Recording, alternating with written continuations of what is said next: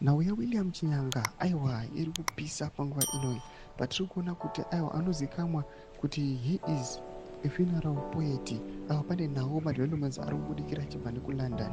Sana pana mashoko anodanyorwa panapa anoti subscribe like turn the bell icon. Tipina panapa pazimu anodanyora chiti William Chinyanga, this London-based diabetic funeral poet of many years, who is MP Job Scalar's cousin, William Chinyanga, was arrested and convicted of funeral jest productions he uttered in response to a news story narrating how Chamisa had been shot at on 1 December 2019, and the police removed language witnesses evidence so to twist the context so it sounds like terrorism incitement against Zimbabwe.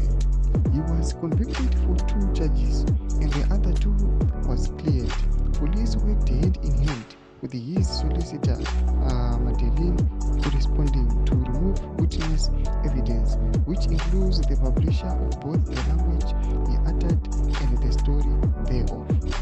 He has finished his term and they are now trying to deport him when he comes out of Wentworth prison. They are determined to accomplish this if people do not stop it.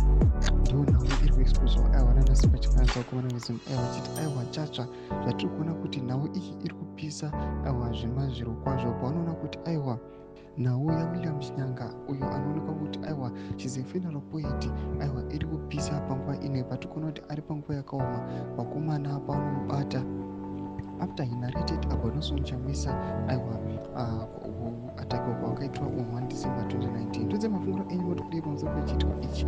Pinda comment section yedu mafunguro enyu, subscribe or like, turn on the bell icon.